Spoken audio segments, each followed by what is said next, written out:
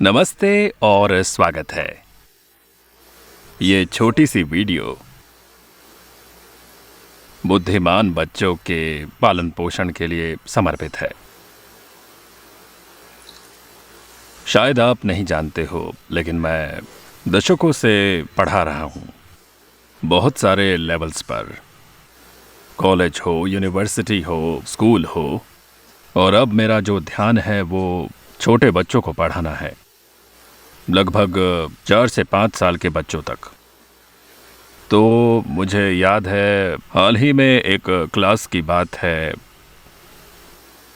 एक बच्चे ने मुझसे पूछा या एक तरह से कंप्लेंट की। मैंने उससे पूछा कि क्या कुछ समझ आया जो मैं तुमसे कह रहा था। उसने कहा कि मैं बहुत कुछ समझता हूँ या ज़्यादातर समझता हूँ, लेकिन मैं वो सब नहीं समझ पाया जो आपने कहा। मैंने कहा कि भाई निराश मत हो, ये तो अच्छी खबर है। देखिए, अगर आप आधा हिस्सा या 60 to 80% भी समझते हैं तो इसमें कुछ आप नहीं समझते। ये तो अच्छा संकेत है, क्योंकि फिर आप मुझसे सवाल पूछेंगे कि मुझे ये समझ नहीं आया, और मुझे बहुत खुशी होगी ये बताने में आपको दोबारा और दोबारा।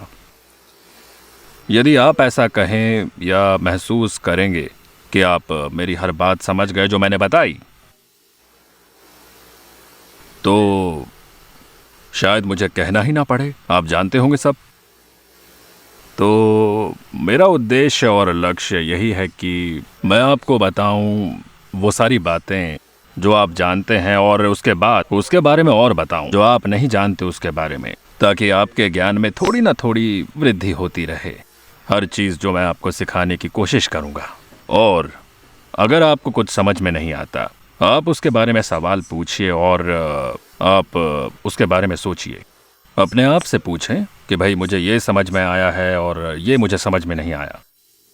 उदाहरण के लिए, यदि मैं आपको समझाऊं कि जो पेड़ आप देख रहे हैं वो ज़्यादातर खाली जगह है, और जिस चट्टान को आप देख रहे हैं वो भी ज़्यादातर खाली जगह है, लेकिन देखिए अंतर ये है कि पेड़ में ज़्यादा खाली जगह है और चट्टान में थोड़ी कम खाली जगह है।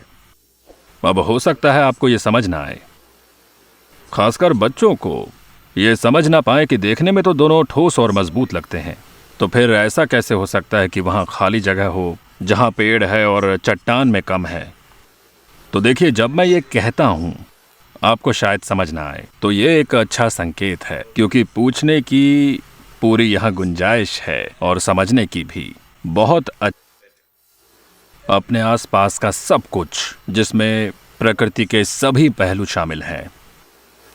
तो इस शॉर्ट वीडियो को सुनने के लिए धन्यवाद, और हम जल्दी ही फिर से वापस आएंगे।